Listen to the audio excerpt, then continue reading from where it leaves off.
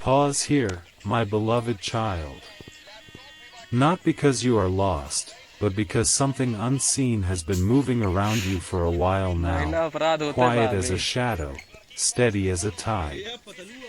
You did not imagine that shift beneath the silence. You did not invent the feeling that the air between you and the one connected to your heart has changed. It is real. It is subtle.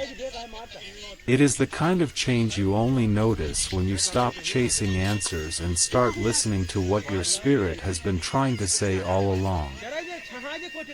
Pause. You were meant to find this moment, because what has been held back is beginning to press against the walls of their chest, and silence is no longer a safe place for them to hide.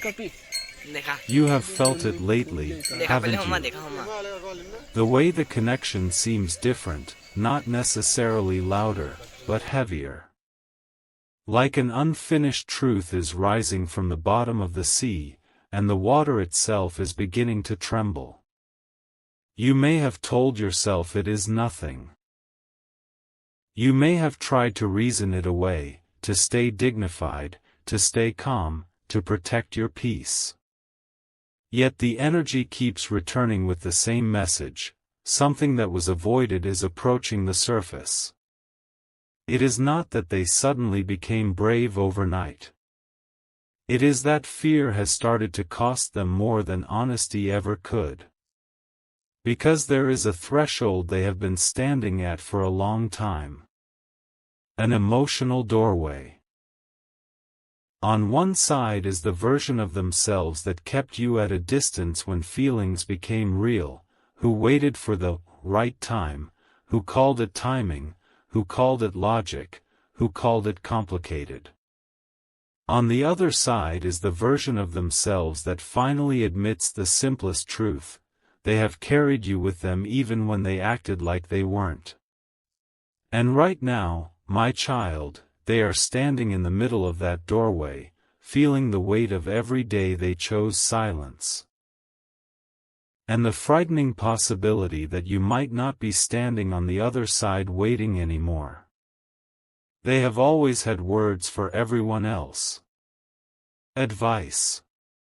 Humor. Small talk that keeps life smooth. But when it comes to you, the words became dangerous, because speaking to you would mean revealing themselves. And vulnerability, for them, has never felt like a soft place. It has felt like standing unarmored in front of something that can change your life. So they did what many do when their heart is too exposed: they slowed down. They delayed. They watched.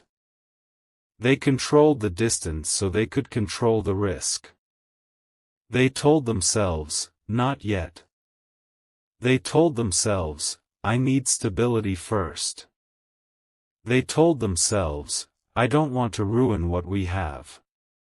Yet underneath all of it, there was a quieter sentence they could not bear to say out loud: I am afraid you will see how much I feel, and I will not know what to do if you don't feel it too. And then, a man entered your story. It didn't look like a sign at first. People didn't question it. It appeared ordinary. Almost forgettable in the way life introduces turning points, through casual conversations, new routines, a new contact in your phone, a name you begin to say without thinking. Maybe he was a friend of a friend. Maybe he was someone who started showing up in the places you frequent. Maybe he was simply a person who noticed you when you were quietly rebuilding your life. And the world, my beloved child, tends to call that coincidence. But your soulmate, the one connected to your heart, has recently discovered that this entrance was not random to them. Not emotionally. Not spiritually. Not in the way it struck their chest like an alarm they could not turn off. Because that man, without even trying, became a mirror. And when your soulmate first sensed his presence near you, it stirred something they didn't expect. Not the simple jealousy of possession, not the childish desire to compete. Something deeper. A question that tightened around their ribs. What if life is moving her forward, and I am still standing in my own hesitation? Perhaps they tried to brush it off. Yet the thought returned at night. Somewhere between one meaningless scroll and the next, between one half-finished task and the next, it returned again. What if I waited too long? And my child, that question is not gentle when it finally arrives. It does not ask politely. It demands a reckoning. For a long time, their fear pretended to be practicality. It wore a reasonable face. It said, I need to be sure. It said, I don't have enough to offer yet. It said, I don't want to complicate her life. And yes, some of that was real. You have never wanted empty promises, and neither did they. But there was another layer beneath the sensible words. A hidden truth: they also enjoyed the safety of not being known completely. They enjoyed having you close enough to feel, but far enough to avoid the consequences of feeling. They could carry you in their thoughts without risking rejection in real life. They could replay moments, imagine endings, and still tell themselves they were in control. Then something happened, something small, but sharp. They realized that silence has an ending, too.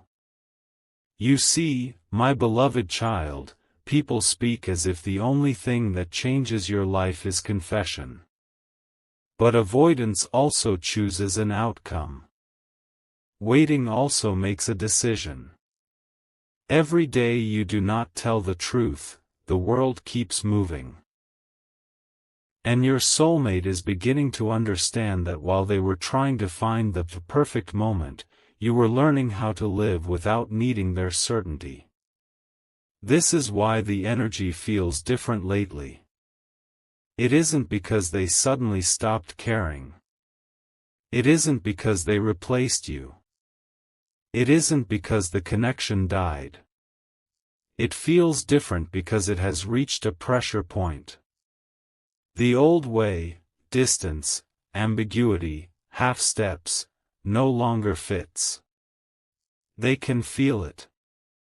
And you can feel it. There is an unfinished sentence suspended between you, and the longer it hangs there, the more it shapes the air you breathe. Somewhere inside them, a line has been crossed, silence has become heavier than honesty. And now their mind is replaying you, not as an idea, but as a person. Your patience. Your confusion. The way you tried not to show you were affected. The way you laughed in the places you were supposed to laugh, and then went quiet when you were alone. They have started imagining what it felt like for you when they pulled back right as something meaningful tried to form. That empathy, it is new. Or perhaps it is not new, but it is finally loud enough that they cannot ignore it. They have seen your messages in their head the way you probably wrote them, careful, measured, not begging. They have heard your silence, too, the silence you used when you didn't want to be the one always reaching first. And suddenly, a thought has begun to haunt them, not as drama, but as consequence. Did I make her feel unworthy, when she was simply waiting for me to be real? Soft breath, that question does something to a person. It strips them of their excuses. It forces them to look at the cost of their comfort. Because your soulmate knows this now, you were not asking for perfection. You were asking for presence. And there is a memory, one specific memory, that has been returning to them with unusual intensity. Not the obvious, cinematic moment people expect. Not fireworks. Not grand declarations. Something small that became sacred because it was honest. Maybe it was a look you gave them when you thought they weren't paying attention. Maybe it was a night where the conversation got quiet and you didn't fill the space with performance. Maybe it was the way you said their name, soft, natural. Like you weren't trying to claim them, only acknowledge them. In that memory, you offered something they weren't ready to receive, a simple, steady kind of real. They remember a detail they didn't value enough at the time. The light in the room. The way you held your phone but didn't check it because you were actually present. The way you listened. The way you made space without demanding anything in return. And it shocks them now, my child, because they see it clearly. What you offered was not a game. It was not strategy. It was not a test. It was a door. And they stood in front of it, feeling the warmth, and still hesitated to walk through. This is the part they don't like to admit. They feared that if they stepped into the truth with you, they would have to become someone who could hold it. They feared they would have to rise to the level of what you deserved. So they delayed. They kept the connection in a shape they could manage. They told themselves they were protecting you from instability. But the deeper revelation is this, my beloved child. Sometimes people call it timing, when what they really mean is, I am terrified of the responsibility love requires. Love demands courage before certainty. And that sentence has begun to echo inside them like a bell they cannot unhear. Because distance did not reduce what they feel. It exposed it. It showed them what remains when pride has nowhere to hide. It showed them what still lives when they stop distracting themselves with noise. They tried, in their own way, to move forward without confronting you. They tried to act unaffected. Yet the feeling persisted, not as obsession, but as a quiet, consistent truth that returned whenever they were alone. I never finished what I started with her. And then the man in your story, this presence near you, became the unexpected trigger. Not because your soulmate is suddenly threatened by another person's charm. They are not jealous of his face, his voice, his attention. They are jealous of what he represents, movement. Possibility. A future that continues whether your soulmate participates in it or not. They are jealous of the version of your life that might bloom without them, not because you are cruel, but because you are growing. That is what scares them. You have been changing, my child. You have been getting calmer. Not cold, calm. You have been detaching from the need to decode every signal. You have been returning to yourself. You have been protecting your peace like it is holy, because it is. You no longer chase what runs. You no longer beg for clarity from someone who benefits from keeping you unsure. And while that is your healing, it has also become their mirror. They can feel that you are not as available to confusion anymore. And that shift, your shift, has done what nothing else could do. It has made them feel the consequences of losing access to you. They remember times you would have responded quickly, times you would have softened first, times you would have tried to fix the distance by carrying the emotional weight alone. You are not doing that the same way now. You may still care, but you do not abandon yourself to prove it. And my beloved child, your soulmate has noticed. They may pretend they haven't. They may tell themselves it doesn't matter. But in the quiet, where truth lives, they know. You are not waiting in the same posture anymore. So they have been battling themselves.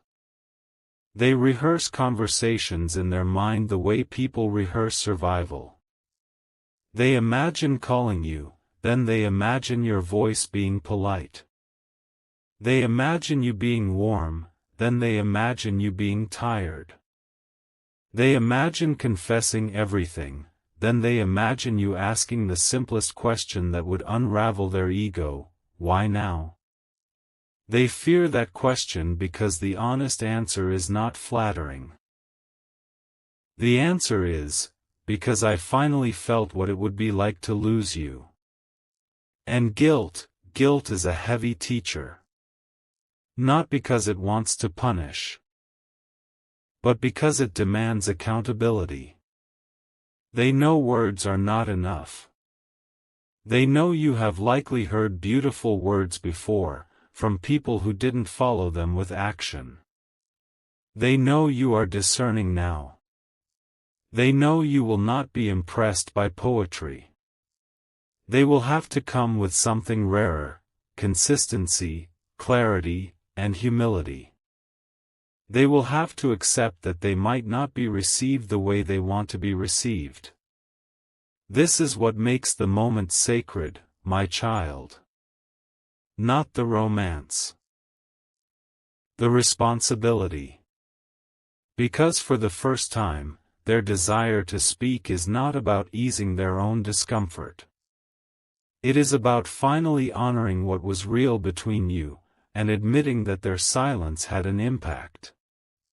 They are beginning to understand that the most painful thing they did was not leaving. It was keeping you in a place where you couldn't fully grieve or fully build. A limbo of almost. A corridor of maybe. Perhaps you told yourself, if they wanted to, they would. Perhaps you tried to stop thinking about it. Yet your heart is not foolish. It knows when something is unfinished. Still, you did the mature thing, you stopped forcing a person to choose you. You chose yourself. And this is a truth you must remember, even as the energy shifts. You are not meant to abandon your boundaries just because someone arrives with emotion. Your discernment is holy. Your peace is not a bargaining chip. If they come forward, they must meet you where you are. Not where you used to be when you were willing to accept less. Your soulmate is feeling that now. They are sensing the difference between the old you and the new you. And it is not making them want to manipulate you. It is making them realize they cannot return with half measures. They cannot return with vague intentions. They cannot return to see what happens. Because something else happened recently, an urgency trigger that shook them awake. It may have been small. A song you once loved playing in a place they didn't expect. It may have been a moment of loss around them, a reminder that time is not as generous as people pretend. It may have been watching someone else miss their chance and realizing how permanent later can become. Or it may have been that they saw you, truly saw you, moving through your life with a steadiness that said, I will be okay whether you come or not. That steadiness can feel like a door closing to someone who has delayed too long. And then, my beloved child, the man entered again, this time not just in your world, but in your soulmate's awareness. Maybe they heard his name through someone else. Maybe they saw a glimpse, a tagged photo, a casual mention, a laugh you didn't share with them. Or perhaps the universe did it in the most cinematic way. Your soulmate was going about an ordinary day, and there he was, near you, as if placed in the frame on purpose. People around you didn't question it. Life kept moving. But inside your soulmate, something shifted from numbness into clarity. Not jealousy.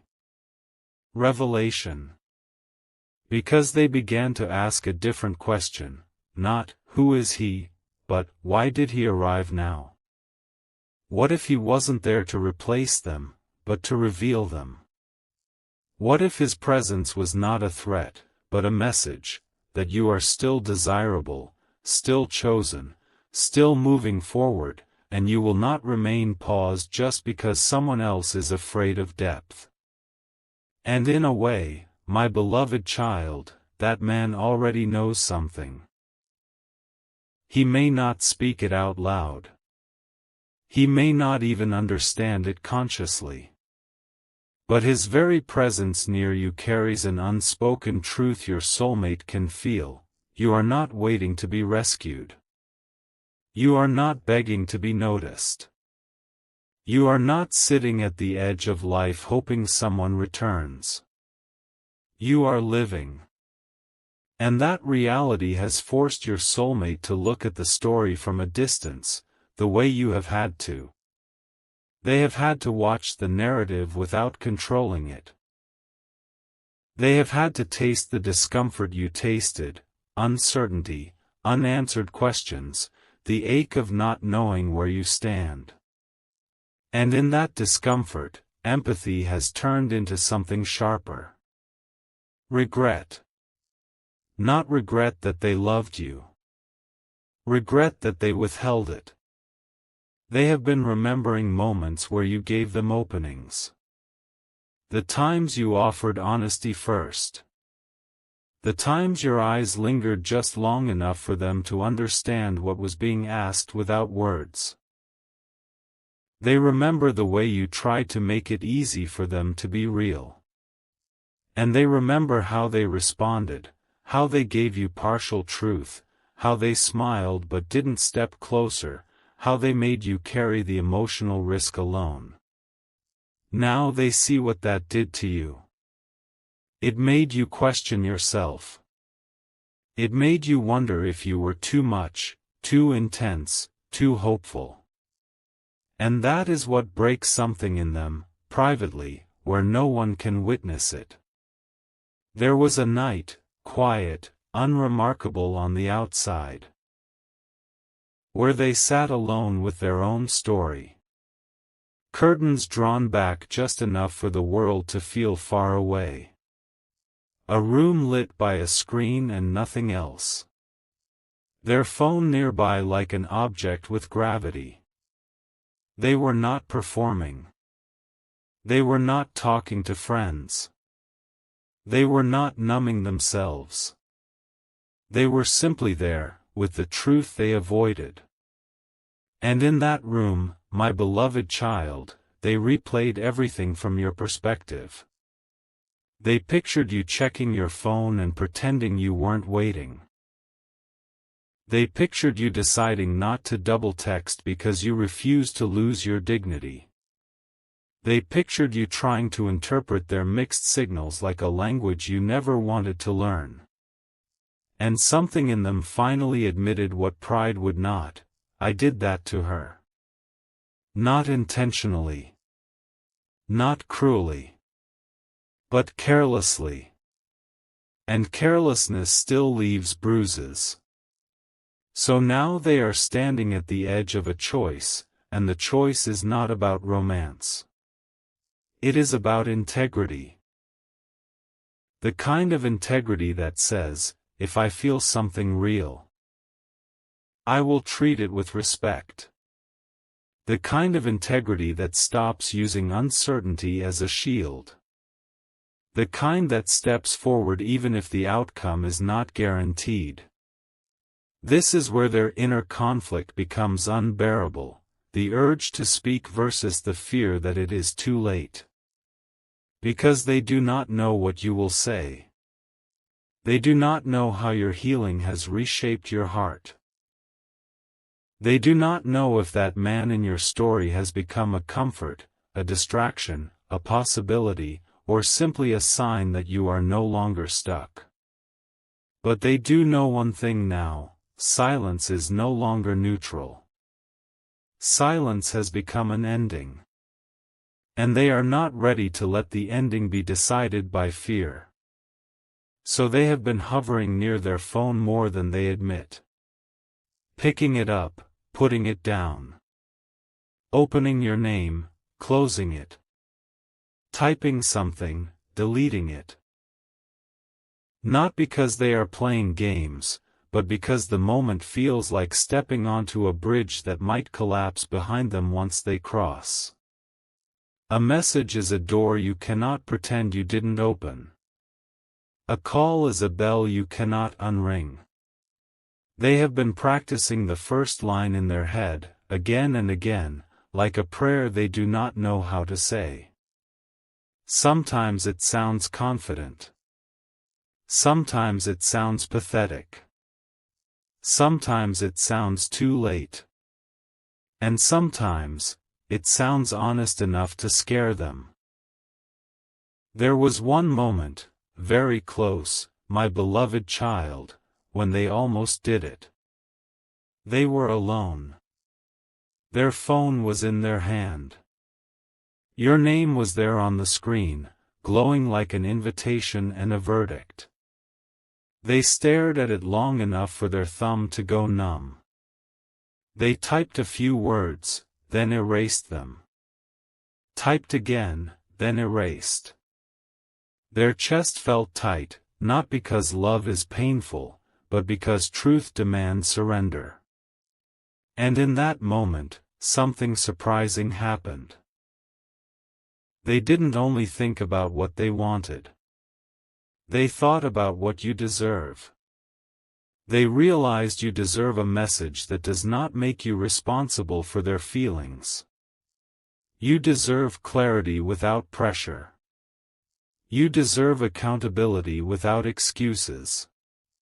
You deserve a reaching out that is not a performance, not a manipulation, not a test to see if you still respond. You deserve a real beginning, even if it arrives after a messy middle. And that is why they have been quiet. Not because they don't care, but because they are finally understanding the weight of speaking carelessly again. They are aware that one wrong approach could disturb your peace, reopen wounds, or make you feel like you are back in that corridor of maybe. They know you have worked too hard to become steady. So they are trying to come correctly. And here is where the story becomes even more layered. That man who entered your story. Your soulmate has discovered something through him, something they did not expect. Not in a dramatic, supernatural way, but in the way life whispers truth through ordinary interactions. A comment someone made. A detail they overheard. A small confession that slipped out in conversation. The man already knows you are not waiting. The man already knows you are learning to choose yourself. The man already knows you have been hurt by inconsistency, and you are no longer impressed by it. And somehow, without meaning to, he carried that knowledge into the space your soulmate lives in. Like a messenger who doesn't realize what message he's delivering. Like a mirror that reflects not your soulmate's competition, but your soulmate's delay. Your soulmate discovered, in other words, that the world around you has started to see what they took too long to honor. Your value is not hidden. Your softness is not weakness. Your love is not something that should have been handled with hesitation. And suddenly, their jealousy turned into something else, fear of exclusion. Not from your heart as a prize, but from your future as a reality. They began to picture you a year from now, steadier, brighter, no longer flinching at silence. They pictured you waking up without wondering if they'll reach out. They pictured you making plans without leaving room for them. They pictured you laughing freely again. And in that picture, the most haunting detail wasn't another person beside you. It was the absence of them. That absence felt like consequence. It felt like a lesson. It felt like the price of calling fear, timing. So now they are approaching an emotional threshold. They don't announce it. They don't post about it. They don't speak it to friends in a way that makes them look noble. It is private. It is trembling. It is real. They have reached the point where they would rather risk being rejected than continue living with the question of what might have happened if they had been brave. This is not a promise of reunion, my child. It is not a guarantee. You are not required to reopen anything just because someone finally feels urgency. You are allowed to say no. You are allowed to protect your peace. You are allowed to let consequences stand. Love does not erase responsibility. But what is happening now is still significant. A person who hid behind silence is realizing that silence has a cost. And they are ready to pay something different. They are beginning to accept accountability in a way they never did before. Not by drowning you in apologies, but by admitting the truth plainly, that they cared, and they were afraid, that they delayed, and it hurt you, that they called it practicality, but it was vulnerability they didn't know how to hold. They are also realizing something else that is quietly humbling. You loved them in a way that did not demand they be perfect, only present. You would have walked with them through uncertainty if they had allowed you to stand beside them. And that realization hurts because it reveals what they wasted. Yet it also gives them a strange kind of courage. Because if you were capable of loving with that kind of maturity, then perhaps you are capable of hearing the truth without cruelty.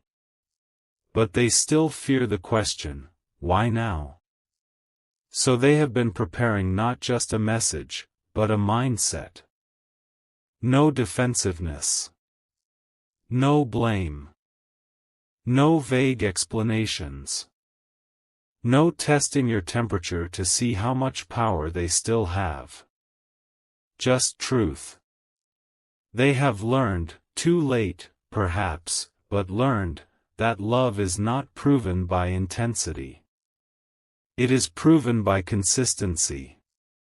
By showing up. By not leaving someone to interpret your silence like a puzzle. And now, the urgency in them is no longer frantic. It is focused. Something reminded them life changes fast. That there is no perfect moment. That doors do not stay open forever just because you regret not walking through them. That the world does not pause while someone builds courage. That you could meet new people, move cities, change routines, heal completely, and one day the connection they treated casually becomes a story you no longer revisit. They felt that possibility in their bones. And it made them decide, say it before silence decides the ending. So here you are, my beloved child, feeling the tremor of an approaching truth. You don't need to chase it. You don't need to bait it. You don't need to send a signal to make it happen. You have done enough. Your job is not to collapse your boundaries in anticipation. Your job is to remain grounded, discerning, and open only to what is respectful of your healing. If they come forward, let it be with clarity. If they hesitate again, let it be their lesson. You are not a waiting room. You are a life. And still, you should know what is happening behind the scenes. Because tonight, or very soon, there will be a moment that looks ordinary from the outside. A quiet room. A dim screen. A phone held too tightly. A name searched, not by accident, but by intention. Their thumb hovering, their heart beating like it remembers what it tried to forget. Clears throat. They will not be thinking about how to impress you. They will be thinking about how to finally be honest without hurting you again. They will open the message thread. They will stare at the empty field where words become consequences. Their hand will feel heavy, like it is holding not just a phone, but every unsaid thing between you. And for a few seconds, they will do what they always did, freeze at the doorway. Then they will breathe, and step through. They will type. They will pause. They will read it once, twice, as if seeing their own truth for the first time. And the first sentence they typed was not what anyone would expect.